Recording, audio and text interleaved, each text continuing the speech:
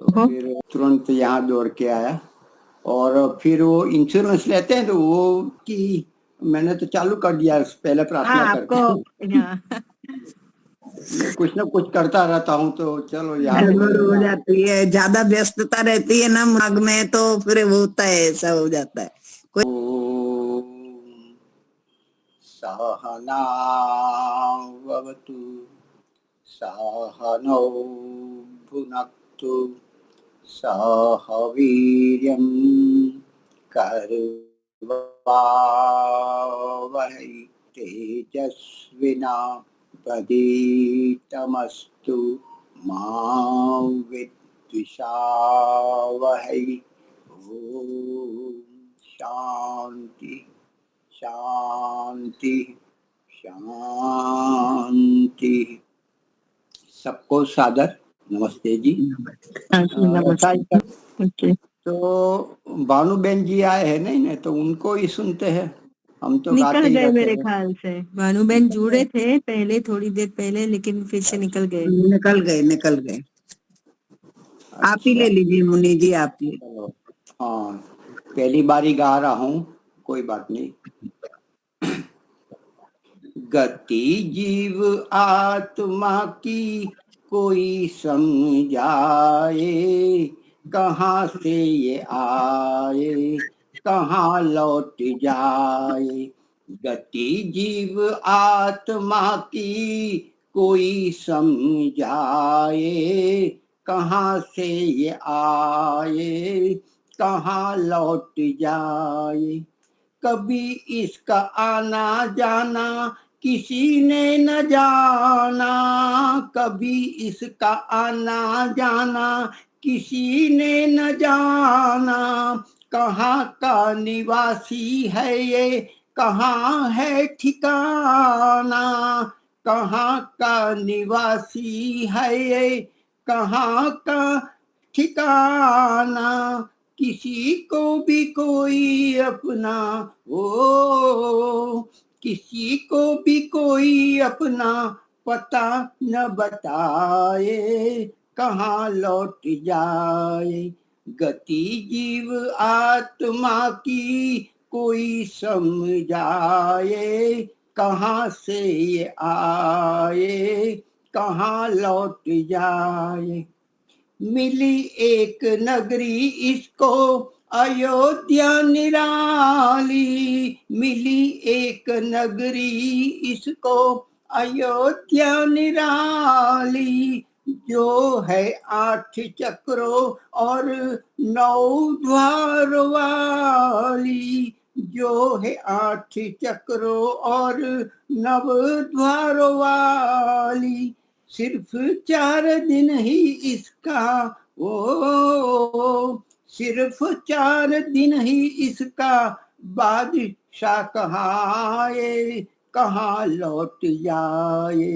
गति जीव आत्मा की कोई समझाए, कहाँ से ये आए कहाँ लौट जाए। प्रभु ने हजारों तोहफे बना कर दिए हैं, प्रभु ने हजारों तोहफे बना कर दिए हैं।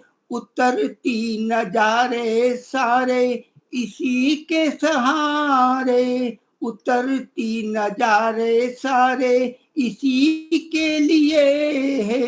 इन्हें छोड़ क्यों जाता इन्हें छोड़ क्यों जाता, समझ में न आए कहाँ लौट जाए।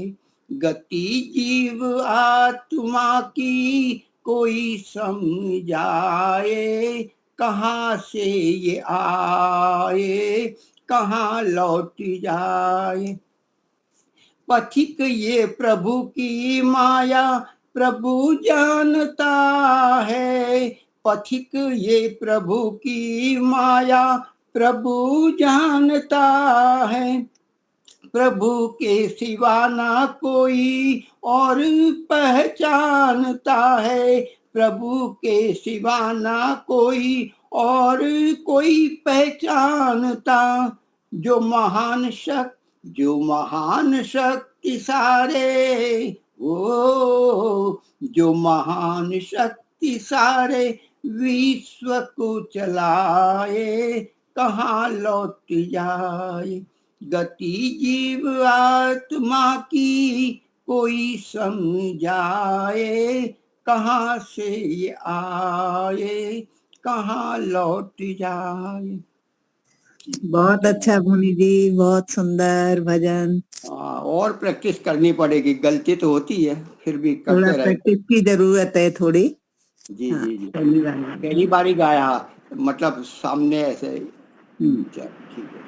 अभी भानुबेन जुड़े हैं मुनि शायद जी, एक आपके। भजन मैं ले सकती हूँ? अच्छा, आपने कल लिया था कि फिर बाकी रहा था? लता जी, कल आपने लिया था कि अधूरा रहा था? नहीं, कल नहीं लिया था। अच्छा, नहीं लिया था तो आप ले लीजिए। धन्यवाद। ओम, सबको सादर नमस्ते। डूबतों को बचा लेने वाले, डूबतों को बचा लेने वाले, मेरी नैया है तेरे हवाले, मेरी नैया है तेरे हवाले, डूबतों को बचा लेने वाले, मेरी नैया है तेरे हवाले। लाख अपनों को मैंने पुकारा, सबके सब कर गए हैं किनारा, लाख अपनों को मैंने पुकारा, सबके सब कर गए हैं किनारा, और कोई न देता दिखाई, सिर्फ तेरा है अब तो सहारा, और कोई न देता दिखाई, सिर्फ तेरा है अब तो सहारा, कौन तुझ बिन, कौन तुझ बिन भंवर से निकाले, मेरी नैया है तेरे हवाले, मेरी नैया है तेरे हवाले।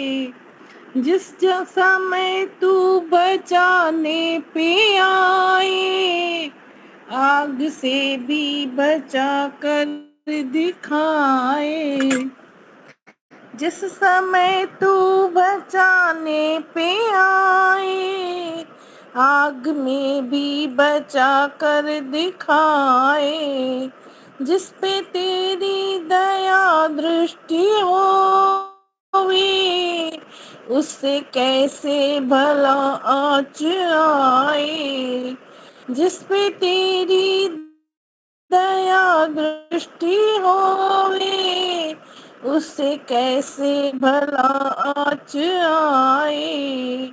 आंधियों में भी तू ही संभाले, मेरी नैया है तेरे हवाले, मेरी नैया है तेरे हवाले। पृथ्वी सागर व पर्वत बनाए, तूने धरती पे दरिया बहाए, पृथ्वी सागर व पर्वत बनाए, तूने धरती पे दरिया बहाए, चांद सूरज करोड़ों सितारे, फूल आकाश में भी खिलाए, चांद सूरज करोड़ों सितारे, फूल आकाश में भी खिलाए, तेरे सब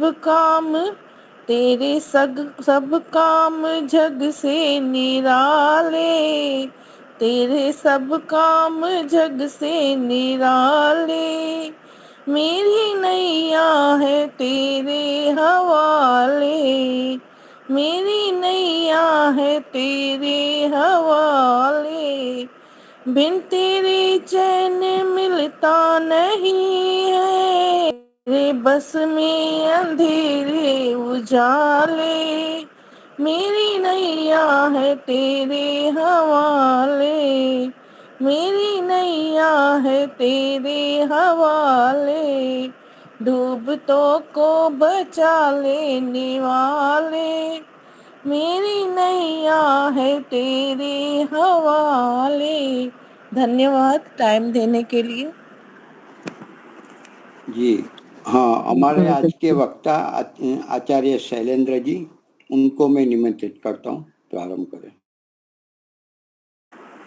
नमस्ते आचार्य जी। जी नमस्ते।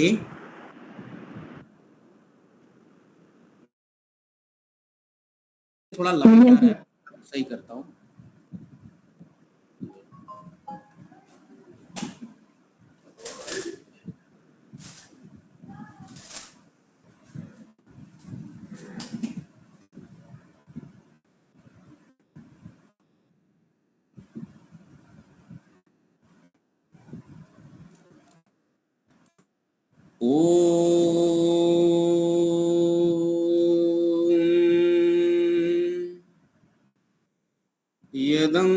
यदंदाशुषे त्वं अग्ने भद्रं करिष्यसि तवेतत् सत्यमंगिरः,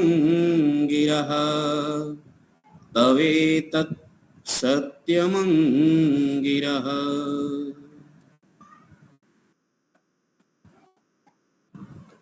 उपस्थित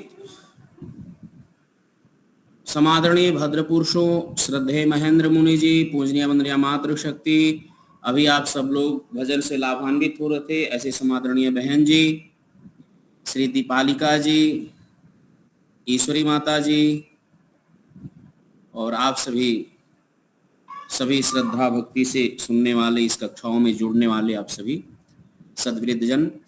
देखिए, शरीर के विज्ञान को समझकर और वैदिक दृष्टिकोण से समझ करके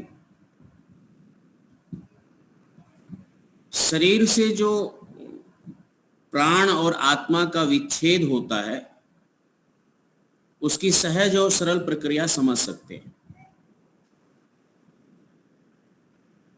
हम सब लोग सुनते हैं कि पंचकोश, पंच महाप्राण और पंच उपप्राण होते हैं।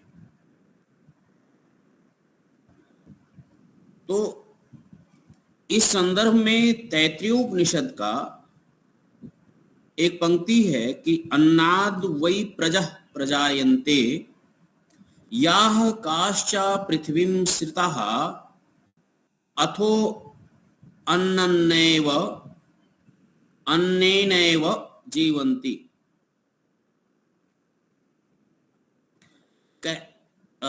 उपनिषद कहता ये है कि सभी प्राणियों की जो उत्पत्ति है, शरीर और देहधारी प्राणियों की, वो अन्न से है, अन्न से निर्मित है।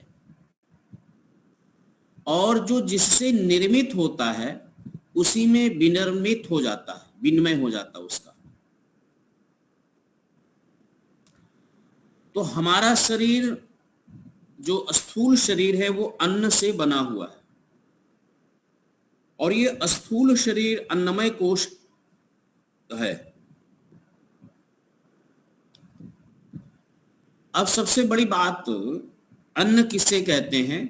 तो जो लोक में प्रचलित है, तो वो जिसको अनाज कहते हैं हम लोग, उसको अन्न कहते हैं, लेकिन ऐसा नहीं है। और फल को अलग कर देते हैं, अन्न को अलग कर देते हैं, फसल को अलग कर देते हैं। वेद में सबको अन्न कहा है। अन्नाद अग्नि जिसे पचा देती है, जो भी अन्नाद अग्नि में जो पड़ने वाले जितने द्रव्य भूत हैं वो सब अन्न हैं। पानी से लेकर जल आदि से लेकर के जितने भी स्थूल पदार्थ हम लोग लेते हैं वो सब अन्न कहलाता है। अन्नों में भी हम लोग व्यवहार की दृष्टि से उसको हम लोग जल कह लें, रस कह लें, फल कह लें, और जो ठोस है चावल गेहूं दाल आटा उनको हम अन्न कह लें। यह एक भिन्नता है, दिखाई देता है, लेकिन वैदिक दृष्टि में सब अन्न है। अभी वर्तमान समय में नवमी तक प्रतिपदा से लेकर के भी चैत्र प्रतिपदा से लेकर के दुर्गाष्टमी का व्रत रहा, लोगों ने रखा, 9 दिन उपवास किया, तो क्या अन्न नहीं खाए? तो लोग कहेंगे नहीं नहीं, केवल हम फलाहार किए हैं, अन्न नहीं किए। और वह भी उपवास जिस दृष्टिकोण से रहते हैं, या जो प्रचलित है वर्तमान में, उपवास का जो स्वरूप प्रचलित है उसका क्या कहना? तला भुना खाना, पका पका के खाना, दिन भर खाते रहना, थोड़ा थोड़ा खाते रहना और नाम उपवास का देना। बड़ी विचित्र बात है। जो उपवास लोक में प्रचलित है वह शोधन की प्रक्रिया है, शरीर के शोधन की प्रक्रिया है। शरीर के शोधन में 2 बातें आती हैं, एक शोधन एक समन। तो जिन रोगों का शमन शरीर के अंदर ही कर दिया जाए वो शमन प्रक्रिया है। औषधियों के द्वारा, शल्य चिकित्सा के द्वारा उसको शरीर में शमन कर दिया जाता है, उस रोग को, उस व्याधि को, उस बाधा को। वो शमन की प्रक्रिया है। और एक है शोधन की प्रक्रिया, जो रोग को शरीर से बाहर निकाल देना। तो उसमें जब शोधन किया जाता है तो शोधन की एक क्रिया है उपवास। आयुर्वेद की दृष्टि से भी है लंघनम परमौषधम, लंघनम परमौषधम। तो वो अन्नादमय कोश को शोधन किया जाता, अन्नमय कोश का शोधन किया जाता है उपवास में। अब लोग इस शोधन की प्रक्रिया को ना जान करके, पर व्याधि बढ़े, शारीरिक व्याधियां बढ़े, उसके लिए वो उस प्रकार का आहार, विहार और व्यवहार करता है और नाम उपवास का देता है। तो ये एक अंध परंपरा है, एक गलत परंपरा है, और उसमें आस्था के अनुसार देवी आदि की पूजा अर्चना करना, सब कुछ करना। दूसरा है जो शोधन की प्रक्रिया में, स्थिर की प्रक्रिया में जो हमारा शरीर बना वो प्राणमय कोश से बना है।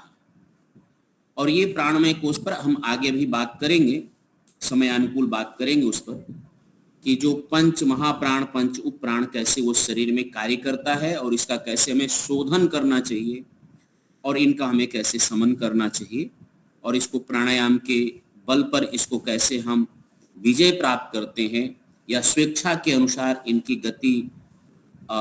गति आरोह अवरोह की गति के हम संतुलित करते हैं, अथवा समय आने पर जब जो प्राणायाम से प्राणों को जीत लेता है वो कैसे प्राणों को जीतने के पश्चात वो कैसे विच्छेद कर सकता है।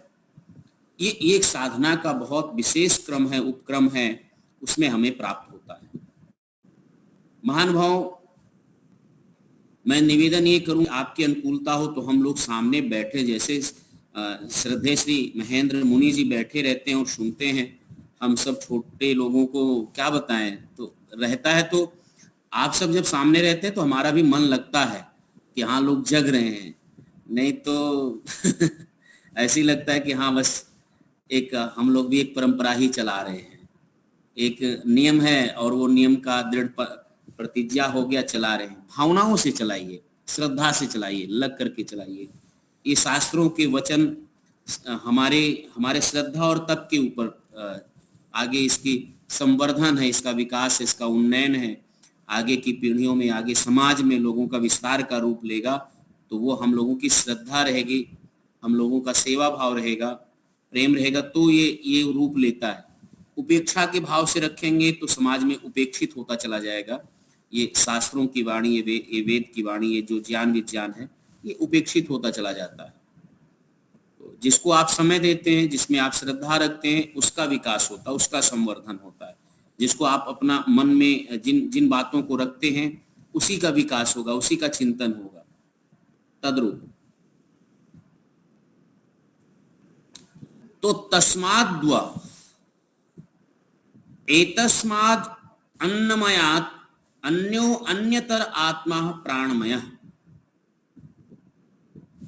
अन्नमय कोश के भीतर ही प्राणमय कोश रहता है, और उसी प्राणमय कोश से ही ये आत्मा शरीर में चेतना का विस्तार लेता है, चैतन्य होता है। आत्मा का तो स्थान वह हृदय स्थान है, लेकिन उसकी चैतन्यता नाखून के अग्रभाग से लेकर के और बाल का मूल बाल तक उसकी चैतन्यता होती है। और यहाँ तक केश हिल जाए तो आपको पता चलता मेरा केश उड़ रहा है। केश में चैतन्यता ना होने के कारण भी फिर भी वो हमारे इस शरीर से जुड़ा हुआ रहता है जो भाग, वहां पर किसी भी प्रकार की कोई क्रिया कोई हो रहा है, अस्थिरता है, चंचलता है, कोई भी क्रियाविधि हो रही है तो आपको पता चल जाता है। एक चींटी भी आपके बालों पर चढ़े और रेंगे तो आपको धीरे धीरे पता चल जाता है कि हमारे बालों के बीच में कुछ है। ये शरीर की इतनी विशिष्ट संरचना है। कौन सा सेंसर परमात्मा कहाँ पर लगाया है, कितने सेंसर से ये शरीर बना है कि अलग अलग शरीर के अंगों को आप टच करिए, आपको अनुभव अलग अलग होगा। कोई सर को टच करता है, कोई आंख को करे, कोई कपोल गाल को करे, कोई पीठ पर थपथपाए, कोई हमारे भुजाओं पर हाथ रखे, कोई हाथ को पकड़े। सब जगह की संवेदनाएं और मनोवृत्तियां सबकी भिन्न भिन्न होती हैं शरीर में। ऐसा कौन कौन सा सेंसर परमात्मा लगा करके भेजा है, इन सब के बीच में जो अनुभूति होता है वो प्राण का बहुत बड़ा योगदान है, प्राणों का बहुत बड़ा योगदान है। जो हमारे पीछे हमारे शरीर में आप देखते हैं कि ब्लड का सर्कुलेशन हो रहा है, ये ब्लड का जो सर्कुलेशन है इसमें प्राण का कितना बड़ा योगदान है ये हम और आप समझते हैं। परमात्मा ने तो एक हार्ट, एक हृदय जिसको पंप करता है, दिल एक जगह लगाया, लेकिन उस दिल के माध्यम से पूरे शरीर में किस प्रकार से रक्त का संचार, 72,000 नाड़ियां, नस नाड़ियां, उसके पीछे भी बहुत सारा, तो कितनी गति पूरे शरीर में, इतना महीन जाल बीन करके इनका बूंद करके रखा कि उस महीन से बहुत पतली सी पतली नली होगी, नलिकाएं होंगी, आप देखेंगे उसके बीच में भी रक्त प्रवाहित हो रहा है, रक्त का प्रवाह प्रवाहित हो रहा है। आप आगे देखें मस्तिष्क में जो हमारे बने उनके बीच में ब्लड का सर्कुलेशन कितने उससे हो रहा है। जो हमारी ये रीढ़ की हड्डी उसके बीच में कितनी पतली पतली। और जो शरीर विज्ञान को जानते हैं तो उसमें कुछ व्याधियों का शमन करना वो लोग अच्छे तरीके से दवाइयों के द्वारा या शल्य चिकित्सा के द्वारा करते हैं। लेकिन चिकित्सा की एक पद्धति है शमन करना, और हमारे योगी पुरुष, तपस्वी पुरुष जो है वो रोगों का शमन करते थे, और शमन करने की तरफ प्राकृतिक चिकित्सा का जो प्रादुर्भाव हुआ वो उसी का एक भाग है। योग का जो योग चिकित्सा में योग का जो आजकल वर्तमान में चला उसका योगदान, वह भी शमन का नहीं है, शोधन का भाग है। तो शरीर विज्ञान को जान करके, प्राणमय के विज्ञान को जान करके, और लोग अपने स्वास्थ्य को प्राप्त कर रहे हैं और निःशुल्क स्वास्थ्य प्राप्त कर रहे हैं। परमात्मा की प्राकृतिक संपदाओं का प्रयोग करके, परमात्मा की संपत्ति को प्रयोग करके अपने शरीर और स्वास्थ्य को लाभ प्राप्त करते हैं। लेकिन ये विज्ञान, ये ज्ञान यहीं तक सीमित नहीं है, बल्कि वो उतनी ऊंचाइयों तक जाता है जहां पर ऋषि प्राणायाम करके अपने प्राण को छोड़ते हैं और शरीर का विच्छेदन करते हैं, वहां तक पहुंचता है। शरीर का, जैसे शरीर को परिवर्तन करना है वस्त्र की भांति, वो विज्ञान तक ले जाकर के इस प्राण विज्ञान को वहां तक ऋषि ले जाते हैं, जो वर्तमान में समय नहीं रहा। लेकिन इतिहास के पन्नों में महापुरुषों ने ये करके दिखाया है, जिसमें से एक स्वामी दयानंद स्वयं है, दूसरा एक और भी ऋषि महर्षि हुए हैं, योगी हुए हैं, जो इस प्रकार से अपने प्राणों के गति को अवरुद्ध किया और प्राणों से शरीर को, आत्मा को परित्याग किया, स्वयं को परित्याग, शरीर का परित्याग किया प्राणों को अवरुद्ध करके। तो ये केवल स्वास्थ्य की दृष्टि से, केवल अन्नमय शरीर या प्राणमय शरीर के शोधन से केवल प्राणों का नहीं हुआ है, वहीं तक विज्ञान सीमित नहीं है, इसके बहुत ऊपर तक जाता है। यानी ऋषियों के पास वो ज्ञान विज्ञान था जहां पर मृत्यु की कला प्रारंभ होती है, जहां से हम मृत्यु का कला कैसे है, मृत्यु को सादर स्वीकार कैसे किया जाता है। प्रायः कभी कभी ऐसी एक स्थिति आ जाती है, एक ऐसी स्थिति जीवन में आ जाती है कि लोग मृत्यु को मांगते हैं और मृत्यु मिलता नहीं। अभी एक भारतवर्ष में पहली बार, इस स्वतंत्र भारत में पहली बार एक घटना घटा कि एक ऐसे कोमा में बहुत दिनों से पड़ा हुआ वो व्यक्ति, और सरकार, सुप्रीम कोर्ट ने उसको इच्छा मृत्यु का वो दिया, आदेश दिया कि इच्छा मृत्यु स्वीकार, डॉक्टरों के उसमें उसकी इच्छा मृत्यु हुई है, और उसके पिता और सब कुछ आप लोग जानते ही हैं कहना क्या है। और सोशल पर वायरल हुआ, न्यूज में वायरल हुआ वो बात, मीडिया में वायरल हुआ। लेकिन इस स्थिति में, जैसी स्थिति थी, जैसा परिस्थिति थी, अथवा जैसे लोग थे, जो भारत में शायद इससे पहले किसी ने मृत्यु को अलंकरण नहीं किया, क्यों परमात्मा का द्वारा दिया हुआ यह शरीर, इसको छोड़ने का, त्याग करने का एक विधा जरूर है, वो एक अलग स्थिति है, एक विधा है।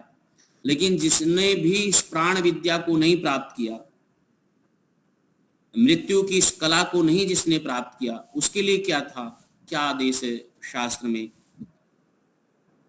तो ऐसी नहीं है। लेकिन स्थिति ऐसी थी उस बच्चे की कि उसमें क्या किया जाए।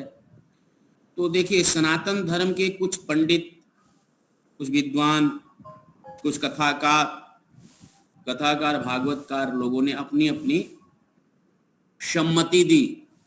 तो एक दिन हम चिंतन करने लगे कि इसमें वैदिक दृष्टि क्या कोण हो सकता है, क्या उसकी जिस 13 साल तक, जिस लंबी आयु तक वो कोमा में रहा और उसके शरीर का गलन होने लगा, तो वो शरीर को पारायण किया, शरीर को छोड़ा, तो क्या ये उचित है या अनुचित है, या धर्मानुकूल है या क्या अधर्मानुकूल है, क्या है ये? इसमें वैदिक दृष्टिकोण क्या हो सकता है? अपनी दृष्टि से विचारना चाहिए। तो हमारे पास में एक तो होता है कर्मों का फल, एक होता है दूसरे के कर्मों का परिणाम और प्रभाव, जो हमें और हम सबको प्राप्त होता है। ध्यान दीजिए, संसार में नाना प्रकार के दुख आपको दिखाई देते हैं। उसका यहाँ पर हम नहीं जाना चाहते, लेकिन जिस प्रकार की घटनाएं घट रही हैं समाज में, उसको देख करके, और भयंकर से भयंकर पीड़ा को लोग प्राप्त हो रहे हैं, क्या वो सब कर्मों के फल हैं या दूसरे जीवों की अविद्या का वो परिणाम है जो सब लोग पीड़ित हो रहे हैं और प्रभावित हो रहे हैं?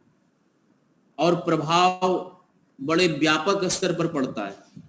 तो कर्मों का फल जो होता है वो किसी व्यक्ति विशेष को मिलता है। प्रभाव जो कर्मों का, किसी के कर्मों का जो प्रभाव पड़ता है वो कई लोगों पर पड़ता है। परिणाम जो पड़ता है वो कई लोगों पर पड़ सकता है। गाड़ी से जा रहा है, शराब पी के गाड़ी चला रहा है कोई व्यक्ति और एक्सीडेंट किया, तो एक व्यक्ति एक्सीडेंट किया, खुद चोटिल हुआ, औरों को भी, लोगों को चोटिल किया है शराब पी करके, और उस अविद्या के कारण जानबूझ करके कि हमसे ये गलती हो सकती, फिर भी किया, तो उसका परिणाम कई लोगों को मिला। लेकिन जो लोग जिस परिवार से जुड़े हैं, जो लोग जिस परिवार से जुड़े हैं, उन सब पर प्रभाव पड़ा, और प्रभाव पड़ने के साथ साथ देखिए सब प्रभावित हो गए। जो कोई पिता के रूप में प्रभावित हुआ होगा, कोई पुत्र के रूप में, कोई पत्नी के रूप में, तो एक के गलती से कर्म के फल तो उसको जो मिलना है सो मिलेगा, परिणाम कई को मिला, प्रभावित कई लोग हुए। इस प्रकार से हम देखेंगे तो कई लोग प्रभावित प्रणीत होते हैं। तो जो मिथ्या मृत्यु उसको मिली है, उस व्यक्ति को, उसमें वैदिक दृष्टिकोण मेरे समझ से तो ये है कि व्यक्ति ने अपने कर्मों को जितना भोग लिया वो 13 साल के अंतर्गत, वो तो उसका हिसाब किताब पूरा हो गया, और जितना यदि वो अवशेष रहा होगा वो पुनः अगले जीवन में उसको प्राप्त होगा, उसको अगले जीवन में पुनः प्राप्त होगा। यद्यपि वो किसी के गलतियों का परिणाम यदि प्राप्त किया है, किसी की गलतियों को उसको 13 साल की इतने भयंकर कष्ट का परिणाम मिला है, तो अगले जीवन में उसको ईश्वर उसी प्रकार से उसको फल प्राप्त करेंगे, सुयशकृत का फल प्राप्त होता है, मिलेगा उसको। और इन कर्मों से जो जो लोग प्रभावित हुए, जिन जिन लोगों ने, उन सब लोगों ने उस पार्थिव शरीर के साथ जो होना चाहिए था, जैसा उचित होना चाहिए था, वो लोगों ने किया है। तो किसी एक व्यक्ति की सम्मति से नहीं हुआ, बल्कि कईयों की सम्मति से, कईयों की विभक्ति से। तो इस प्रकार से इसका जो परिणाम होगा, जो प्रभाव होगा, ये पूरी मीमांसा कर्मों की जाए तो सबको अपने अपने हिस्से का कर्मों का फल भोगना है। और जितना है तो कर्मों के पीछे का जो भावना होता है, कर्मों के पीछे का जो सिद्धांत होता है, उसी के अनुसार कर्म फल निश्चित होता है। तो इसी प्रकार से प्राणमय कोशों का विज्ञान यदि वो बालक जानता और प्राणों का जानता, तो प्राण का परित्याग कर सकता था, शरीर को छोड़ करके परलोक का गमन कर सकता है। पर उतना अभ्यास नहीं, इतना इसके तरफ बल नहीं, इतना इसके तरफ आकर्षण नहीं, इतना योगाभ्यास नहीं लोगों का, या इतना कोई समय देना नहीं चाहता आजकल योग प्राणायाम में, अभ्यास में। और ये इन शरीरों के खोज करने में, इन विज्ञान के प्रति अपना रुचि रखने में लोगों का कोई रुचि नहीं है। लोग जानते जरूर है कि प्राणमय कोश है मेरे पास, लेकिन उस प्राणमय कोश का शोधन क्या है, उस प्राणमय कोश के आवागमन का जो समन है वो क्या है, नहीं, उसका अभ्यास नहीं है। बिना अभ्यास के हो नहीं सकता, तो होता नहीं है। तीसरा सबसे बड़ा कोश है मनोमय कोश। मनोमय कोश में भी उपनिषद कहता तस्माद्वा एतस्मात् प्रणमयात् अन्यतरः आत्मा मनोमयः। अब जो प्राणमय कोश है ना, उसके भीतर मनोमय कोश होता है। प्राणमय कोश के भीतर मनोमय कोश होता है। अब ध्यान दीजिएगा, अन्नमय कोश का संचालन, आधार और अधिष्ठान जो है वो प्राणमय कोश है, और प्राणमय कोश का जो विज्ञान है वो मनोमय कोश है, उसके आधार पर अधिष्ठित है, आधारित है, अवलंबित है, आलंबन जिसको कहा जाए। तो ये शरीर का आलंबन जो अन्नमय कोश है, जो स्थूल शरीर दिखाई दे रहा है, वो प्राणमय कोश पर आधारित है। प्राणमय कोश जो आधारित है वो विज्ञान, प्राणमय कोश जो आधारित है वो मनोमय कोश पर आधारित है, उसके भीतर रहता है, और जो भीतर है वही उसको आधारित बनता है, आधार बनता है, उसके भीतर है। अब मनोमय कोश इसके भीतर होते हुए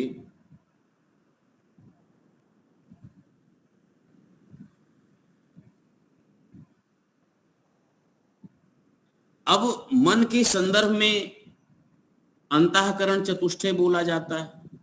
उस अंतःकरण चतुष्टय के कार्य अलग अलग हैं, भिन्न भिन्न हैं, और प्रत्येक अपने अपने तरीके से कार्य उसके करते हैं। लेकिन मन जिसे कहा जाएगा वो मनन करने का कार्य मन करता है, मनन करने का कार्य मन करता है, निर्णय लेने का कार्य बुद्धि है, बोधगम्य है, चित्त जो है वो स्मृति रखता है, स्मृति करता है, स्मरण की बात है।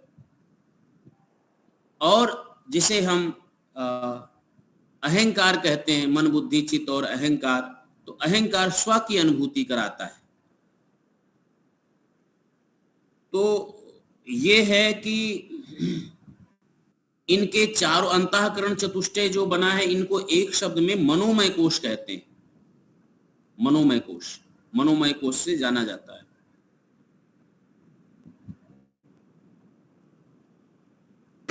चतुष्कोण, चतुष्टय, क्या बताया आपने? मन बुद्धि चित्त अहंकार, अंतःकरण चतुष्टय। चतुष्टय। तो मन संकल्प है, विकल्प है, भावनाएं हैं, इंद्रियों का संचालन है, प्राणों का संचालन होता है, ये सब कार मनोमय कोश से होता है। यानी मन में जैसे विचार होते हैं, श्वासों का प्रवाह और संचालन आप देखेंगे वैसा प्रारंभ हो जाता है। मन में जैसा संकल्प लेंगे, श्वासों का संचालन वैसा हो जाता है। एक योग के बड़े अच्छे अभ्यासी थे, मतलब प्राणायाम के। तो जैसे हम लोग नाक बंद करके अनुलोम विलोम करते हैं, तो उनको हमने देखा कि वो जब चाह रहे हैं तब दाहिने स्वर से प्राण को ले रहे हैं, जब चाह रहे हैं तब बाएं से ले रहे हैं, और एक दूसरे से छोड़ दे रहे हैं। तो हमने पूछा ये कैसे? तो उन्होंने कहा एक अभ्यास, दूसरा मन का संकल्प। तो हमने कहा ये इसका विज्ञान बताइए। तो उन्होंने कहा देखो, प्राणों का जो विज्ञान, प्राण के भीतर मनोमय रहता है, कोश है। हमने कहा हाँ है। तो उन्होंने कहा मन के अंदर संकल्प कहाँ होता है? हमने कहा, उन्होंने कहा कि मन के अंदर। हमने कहा मन के अंदर, तो मन के अंदर संकल्प होता है और प्राण के भीतर ही ये मन रहता है। तो आप उसको नियंत्रित कर सकते हैं, आप उसको नियंत्रित कर सकते हैं। उदाहरण के लिए, आप अपने घर के एक अंदर हैं, अपने घर में एक रूम के अंदर हैं, तो आप अपना ट्यूबलाइट, पंखा, टीवी, घर में रहने वाले सबको नियंत्रित कर सकते हैं, हाँ या ना? कर सकते हैं। तो इस जो शरीर अन्नमय कोश है, इसको नियंत्रित करना चाहते, शोधन करना चाहते, तो प्राणमय कोश है, प्राण जिसका ठीक है उसे ये ठीक कर सकते हैं आप। प्राण को ठीक करना है तो मनोमय को ठीक करना होगा, मनोमय विज्ञान को जानना होगा। मन को ठीक करना है तो आपके पास संकल्प विकल्प है। अब यहीं पर लोगों को जानना चाहिए कि वेद मंत्र कार्य कैसे करता है।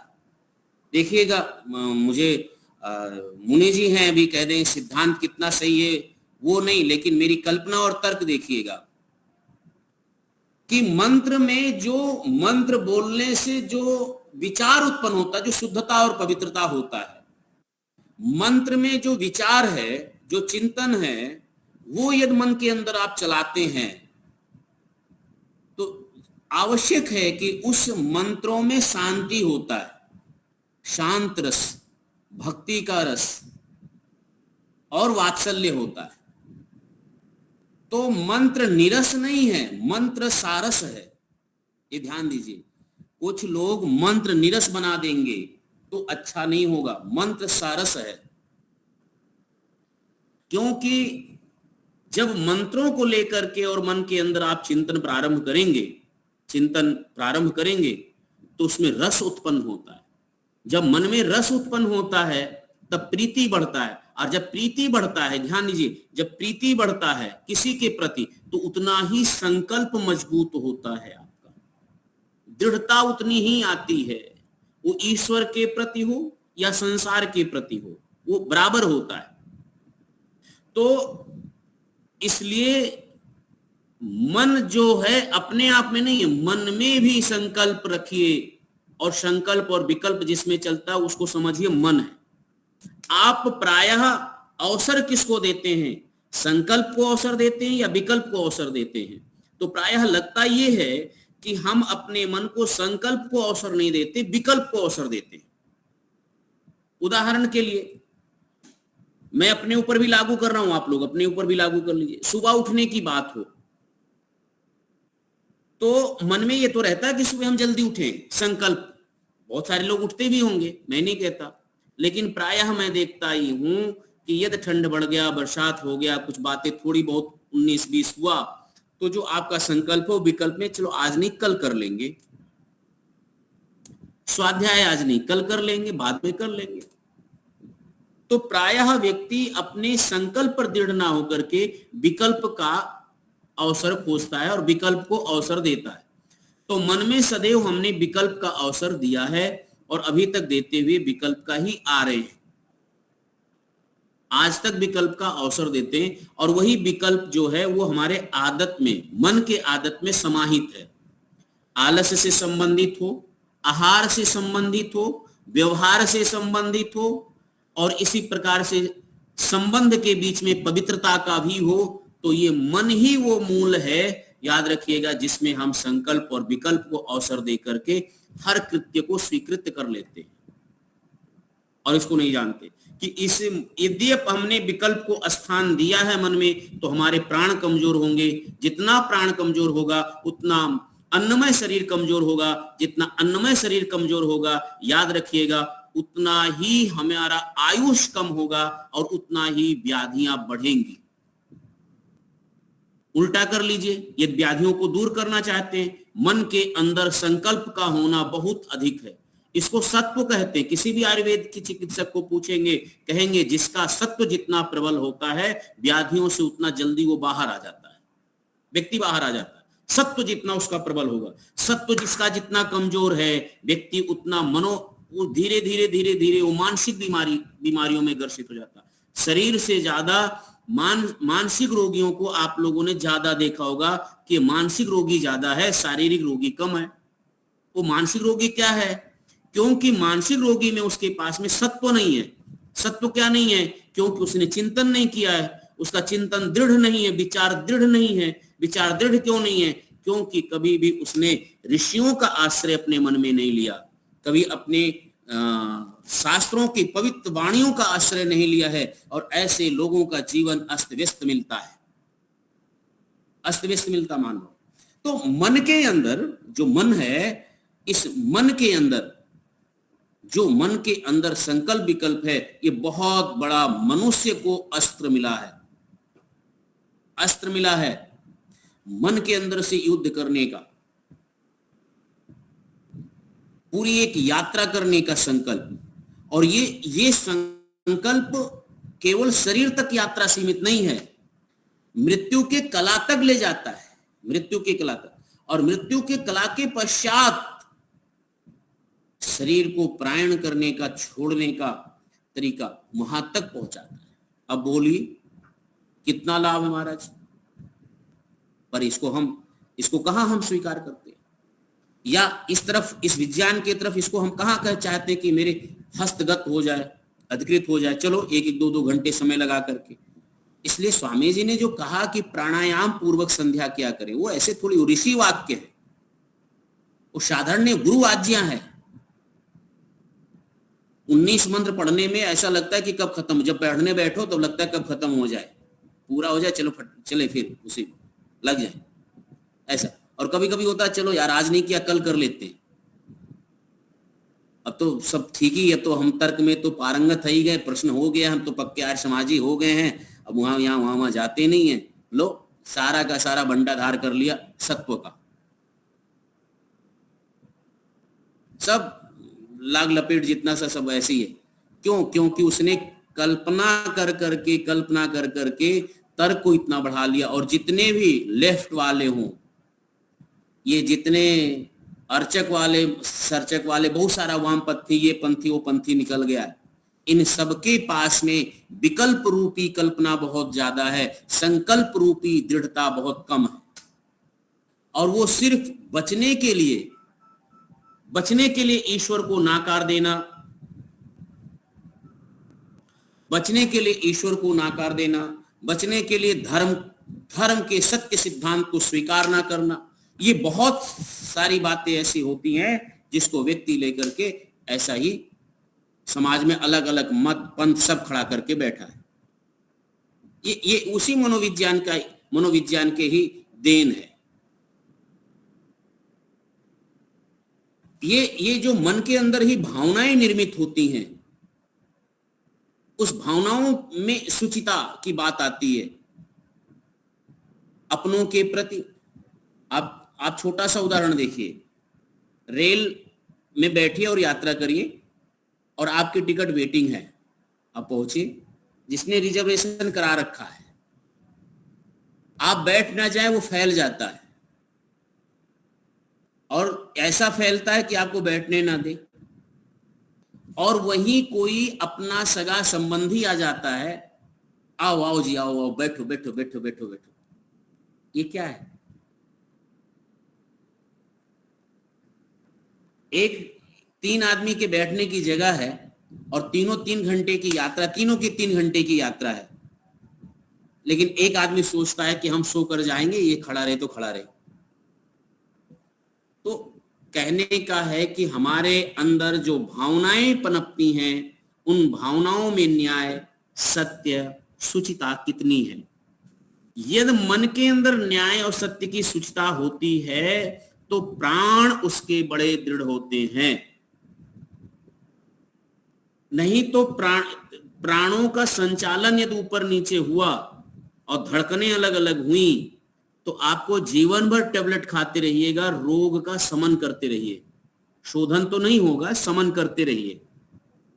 ये उस अधिकतर रोग आज वर्तमान में जितना है, ये एक छोटे से व्यक्ति की बात आप समझ लीजिए कि मैं देखता हूं, विचार करता हूं कि समाज में जितना भी आजकल व्याधियां हैं, ये सब मन से संबंधित है।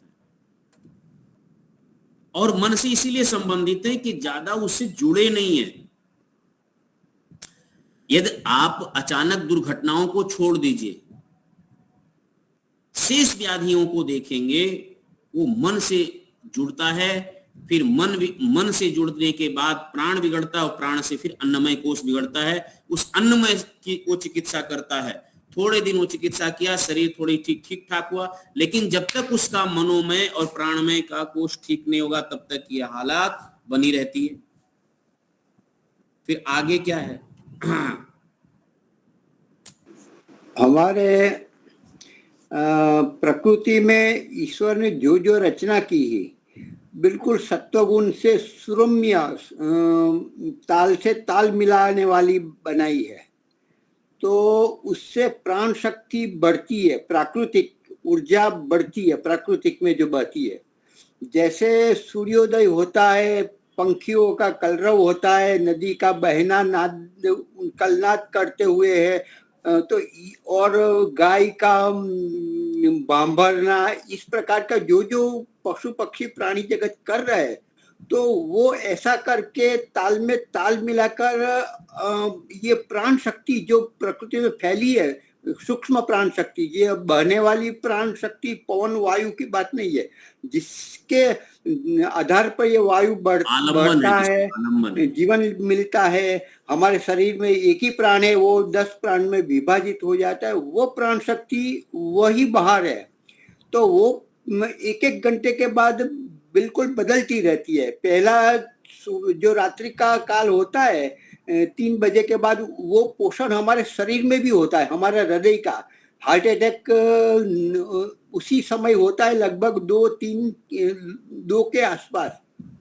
फिर तो जैसे बाहर प्रकृति बदलती है, वैसे यहाँ की प्रकृति ये पिंड में भी बदलती है। या पोषण हमारे हृदय का होता है, पुष्टि मिलती है, नया नव जीवन मिलता है। हम सोते हैं लेकिन पुष्टि अलग होता है। फिर सुबह में 8 बजे है तो 8 बजे जठराग्नि प्रदीप्त हो जाती है। बाहर की भी उस प्रकार के है और यहाँ की भी प्रदीप्त होती है। विशेष अग्नि जो भी डालोगे, अच्छा भोजन डालोगे, वो पच जाएगा। सुबह में 8-9 बजे का जो समय होता है। तो वैसे वैसे अंग उपांग अलग अलग प्रकार से प्राण शक्ति, बिल्कुल जीवन शक्ति उभरती है, नए चार्ज होता है शरीर। वैसे ही क्रिया पूरे ब्रह्मांड में हो रही है और उसका स्वागत सारे प्राणी जगत जाने अनजाने उस प्रकार की व्यवस्था से ताल में ताल मिला रहे हैं।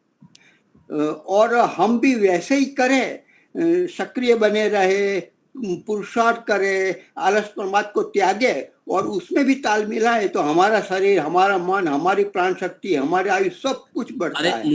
मुनि जी ये संसार जो है ना, 12 बजे डीजे पर ये डांस करना जानती है और उसके बाद 12 बजे के बाद वो भोजन करना जानती है, वो बारात में जाकर के, शादी विवाह पार्टियों में। ये प्रकृति क्या है कि इतने लेवल पर हमने प्रकृति विरुद्ध जीवन जीने का वो ले लिया है कि उसका परिणाम समाज में व्याधियां, और दोनों प्रकार की व्याधियां, मानसिक भी देखी जा रही है और शारीरिक भी देखी जा रही है। यहाँ तक कि रात्रि हो जाए तो बिल्कुल परमात्मा ने आंख बंद कर ली है प्रकाश की, तो हमारी आंख बंद होनी चाहिए 9 साढ़े 9 बजे तक। लेकिन और वास्तविकता दृष्टि तो ये है कि सूर्य के सहचर हमें चलना चाहिए। हम सूर्य के सहचर ना होकर के हमने कृत्रिम रोशनी पैदा कर ली है, और उस कृत्रिम रोशनी को जो पैदा करके हमने उसके साथ चलना सीखा है, ये हमारे जो शरीर है, जो परमात्मा द्वारा दिया हुआ महाप्रसाद है, उपहार है, इसके साथ हम अन्याय करते हैं अपने शरीर के साथ। जब हमारा शरीर स्वयं बोलता है कि अब खाने का समय नहीं है, फिर भी उसको ठूंस के खाता है, इस प्रकार से बनाता है कि देखता ही इस प्रकार के व्यंजनों का, इतने प्रकार के नाना प्रकार की भांतियों को कलर डाल डाल करके बनाता, रंग बना बना के डालता है, देख करके आंखों में चमक हो जाए कि अरे क्या कलरफुल भोजन बनता है, जबकि नेचर में वैसा है ही नहीं है। आज डेयरी में दूध मिलता ही नहीं है, सब मिक्स होता है कि कितना भी फैट नाप के करो, लेकिन बिल्कुल दूध है ही नहीं, और उसकी बनाई हुई मिठाई वस्तु है ही नहीं। हम छाछ दही मक्खन जो भी है सब गलत खा रहे हैं, और मार्केट में इसकी कोई कमी नहीं। आप घी चाहिए जितना चाहिए आपको मिल जाएगा। हाँ बिल्कुल, कभी दिवाली के दिन भी अभी कमी कभी नहीं होती। दूध से बनी हुई सब चीजें निर्मित है समाज में। जी बहन जी, दीपालिका जी हाथ खड़ा किए। हाँ, मेरा एक प्रश्न है। आपने एक बताया कि जो मनोमय कोश है वो प्राणमय कोश से जुड़ा हुआ है, के अंदर जुड़ा हुआ है, तो प्राण तो पूरे शरीर में है, तो मन भी क्या पूरे शरीर में है? देखिए ये क्या है कि सूक्ष्म जो है मन उभयलिंगी है, ये तो मानते हैं आप पहला तो? हाँ जी, उभयलिंगी है। एक तो हमारी चेतना से जुड़ा रहता है, सूचनाएं देता है, और दूसरा इंद्रियों से कनेक्टिविटी रहता है, कनेक्ट रहता है। तो मन जैसा हम ये सोचते हैं कि कोई ऐसा द्रव्य होगा, ऐसा नहीं है। मन जो है आत्मा को भी और इंद्रियों से जुड़ा, जैसे हमारी आंख है, तो 4 इंद्रियों में ऐसे विचार कर लीजिएगा कि इंद्रियां जो है वो विषय तक जाती हैं, आंख जो है हमारे विषय तक जाएगा, रूप कहीं दूर रहेगा लेकिन उसको आकार प्रकार ग्रहण करता है। तो आंख यहां से निकल करके ज्ञान वहां लेने नहीं जाता है। बाकी जैसे स्पर्श लेना है तो हमारे शरीर से टच होगा, तब हम समझेंगे कि वो गर्म है, नरम है, कैसा है, तब पता चलेगा ठंडा है। जिह्वा पर स्वाद रखेंगे तो विषय हमारे जिह्वा तक आएगा, त्वचा तक आएगा, शब्द हमारे कान तक आएगा, तब हमें पता चलता है। लेकिन रूप को ग्रहण करना होता है तब कैसे करते हैं? तो जो मनोमय विज्ञान, जो मन हमारा है, जो प्राणों के भीतर रहता है, वो प्राणों को भीतर इसलिए कि अपने शक्ति से संचालित करता है। ये भीतर का अभिप्राय है। और जो अन्नमय कोश है, इसको संचालन करना उसका दायित्व प्राणमय कोश का, कि वो अन्नमय कोश को संचालित करता है, पूरे शरीर को संचालित करता है। वो तो समझ में आ जाता है कि अन्नमय शरीर प्राण कैसे संचालित करता है, पर तो ऐसे प्राणों को मन कैसे संचालित करता है? जी बहन जी, मन जब चाहता है तब वो प्राण को अपने आप को समर्पित कर देता है, वो फिर तुरंत नींद आती है। जब तक हम समर्पित नहीं होगा प्राण को, तब तक नींद नहीं आती। इसलिए प्राण की जो हम यद्यप जैसे किसी को नींद नहीं आती है, तो इसके श्वासों के संचालन को सूक्ष्म किया जाता है और गहरा किया जाता है। किसी भी पेशेंट को आप देखेंगे, और मन को नासिका के अग्रभाग अथवा सांसों पर टिका दीजिए आप। धीरे धीरे धीरे धीरे धीरे धीरे धीरे निद्रा के आगोश में व्यक्ति आना शुरू कर देता है। और ध्यान ये भी रखिए, जब जितना इसी के माध्यम से जितना संकल्प मजबूत होता जाता है, प्राण उतना स्वस्थ होता जाता है और उतना गहरा नींद आएगा व्यक्ति को। लेकिन विचारों में जो क्रांति है या अक्रांत है, जिन विचारों से हमारा मन, दुख वाले विचार हों, वासनाओं वाले हों, या जिस भी प्रकार के ऐसे जिससे आक्रोशित होता है, उसके आवेग और आगोश में हमारा मन रहता है, तब आपको निद्रा नहीं आती, आप पीड़ित रहते हैं। और ब्लड का संचालन, वायु का सबके संचालन सब व्यथित रहते हैं। और इसी प्रकार से आपको लगता है कि हम मस्तिष्क को जो सूचनाएं मिलती हैं वो शुभ संकेत नहीं है, शुभ सिग्नल नहीं होता, उसके पीछे जो कार्य कर रहा है मन, और मन के पीछे जो प्राण और सूक्ष्म एक दूसरे से मिले हैं, तो इस रूप में भीतर रहता है। ये बात जो है मनोमय, ये जो है उपनिषद ही बताया। तस्मात् व तस्मात् प्राणमयात् अन्य तरह आत्मा मनोमया, उसका आधार है मनोमय, प्राण के भीतर बैठ करके। ये इस प्रकार से दूसरा समय हो रहा है, तो विज्ञानमय कोश है। अगली बात मतलब जो आप बता रहे हो जो मनोमय है वो पूरे, जैसे प्राण तो पूरे शरीर में फैला हुआ है जी, तो मन भी इस तरह से फैला हुआ है, वो मैं जानना चाहती हूँ। मन का कार्य पूरे शरीर में फैला हुआ है। अच्छा, ठीक। नहीं फैला होता तो सूचना नहीं लेता। जैसे प्रधानमंत्री का तंत्र पूरे प्रदेश में फैला, पूरे देश में फैला हुआ है। भारत का एक तंत्र है जो पूरे देश में है, उससे व्यवस्थित होता है। तो जो व्यवस्थाएं हैं, मन की जो व्यवस्थाएं हैं, वो प्राण के साथ जो है सब जुड़ी हुई हैं। और मन ऐसा कोई पार्ट नहीं है जैसा हम लोग सोचते हैं कि कोई पार्ट है एक, बल्कि कार्य स्थिति का जिस शक्ति से कार्य संचालित होता है वो सब सूक्ष्म ही है, और कोई ऐसे आकार प्रकार वाला द्रव्य नहीं है।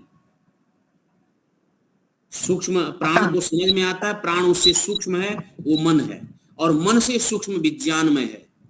वो आगे आएंगे, हम लोग बातचीत करेंगे। और विज्ञानमय से ज्यादा सूक्ष्म आनंदमय है, आनंद, हाँ, उससे ज्यादा सूक्ष्म। सब एक दूसरे से ज्यादा सूक्ष्म हैं और सूक्ष्म होते हुए चले जाते हैं। और इसीलिए श्वासों को सूक्ष्म करते हुए आनंदमय कोश तक के शोधन का, आनंदमय कोश के समन का, और आनंदमय कोश के यहाँ तक हम प्राणायाम के माध्यम से पहुंचते हैं। तो ये इतना गहरा विज्ञान, एक अलग प्रकार का विज्ञान है जो व्यक्ति स्वतः शरीर में ही अभ्यास करके वो कर सकता है, आगे बढ़ सकता है। अच्छा, आपने एक जगह पर अस्त्र का प्रयोग किया, तो ये अस्त्र और शस्त्र तो समझ में आता है, अस्त्र क्या है वो एक बार बता दीजिए। एक जो है शस्त्र और अस्त्र, तो शस्त्र जो है वो हम बाहर प्रक्षेपित करते हैं, वो शस्त्र जैसे तीर धनुष, ठीक। और कुछ ऐसे होते हैं जिनको हाथ में लेकर के ही प्रयोग करते हैं, उसको शस्त्र बोलते हैं। अस्त्र फेंका जाता है बाहर से, एक फिकर। और कुछ होते हैं जो दोनों कार्य होते हैं, फेंक भी सकते हैं और हाथ में लेके भी युद्ध कर सकते हैं, तो उसको तो अस्त्र शस्त्र बोल देंगे। जो दोनों कार्य हो रहा है, जिससे एक कार्य हो रहा है उसको एक नाम दे देंगे। तो मन जो है ये सब कार्य करता है, जिससे हम कार्य लेते हैं उसको शस्त्र बोल सकते हैं, अस्त्र शस्त्र। अस्त्र बोलेंगे ना, अस्त्र बोलेंगे, अस्त्र, ठीक है जी। हाँ जी, जी धन्यवाद। बहुत सारे विज्ञान है। 1048 वेदों की शाखाएं थी, उससे भी कुछ ज्यादा होगी, तो केवल 40-50 ही बची है, वो भी पूरी नहीं। तो ये सब जो प्राण विज्ञान, आयुर्विज्ञान, मनोमय आदि का जो विशेष ग्रंथ और स्ट्रीम थी, वो सब खत्म हो गई, नष्ट किया गया, मार दिए गया हमारे आचार्य गण सभी को, रक्षा हमने नहीं की। तो आज ढूंढना पड़ेगा, सदियों लग जाएगी। चलो जी, बनारस से नहीं, प्रयागराज से शंकर जी आप लीजिए। बनारस भी जोड़ लीजिए, सारी शिक्षाएं बनारस में हुई हैं। High school, inter, BA, MA सब बनारस से ही हुआ है। कार्य क्षेत्र जो है प्रयागराज का है। कक्षा का समापन हो रहा है। मुनि जी, जी आवाज आ रही है। कक्षा का समापन। धन्यवाद आचार्य जी। जी नमस्ते माता योगेश्वरी माता जी, नमस्ते जी। बताएं, आप कुछ कह रही हैं? नहीं, धन्यवाद कर रही हूँ आपका। हाँ बिल्कुल, हाँ धन्यवाद, बिल्कुल धन्यवाद। आप सबका दर्शन सप्ताह में एक बार हो जाता है। जी, ये अवसर सब विशेष करके गांधी जी को है कि गांधी जी याद करते हैं, सप्ताह में एक दिन बनाए रखें अपने साथ जोड़ करके। ठीक है जी। शंकर जी। हाँ, शांति पाठ। सबको सादर नमस्ते। बड़ा गौर विषय आज आचार्य जी से हम लोगों ने पाया है। बहुत बहुत धन्यवाद। कक्षा के समापन शांति पाठ हो जाए घोष से। ओम ध्यो शांति अंतरिक्षम शांति पृथ्वी शांतिरापः शांतिरोषधयः शांतिर्वनस्पतयः शांतिर्विश्वे देवा शांतिर्ब्रह्म शांति सर्वं शांति शांतिरेव शांति सामा शांतिरेधि। ओम शांति ही शांति ही शांति। ये घोष जो बोले सो अभय। सत्य सनातन वैदिक धर्म की जय हो। मर्यादा पुरुषोत्तम भगवान रामचंद्र की जय हो। योगीराज भगवान कृष्णचंद्र की जय हो। व्याकरण सूर्य गुरु विरजानंद की जय हो। युग प्रवर्तक महर्षि दयानंद सरस्वती की जय हो। स्वामी श्रद्धानंद की जय हो। भारत माता की जय। गौ माता की रक्षा हो। देश के अमर शहीदों की जय हो। वेद की ज्योति ओम का झंडा आर समाज सत्यार्थ प्रकाश प्रणव ध्वनि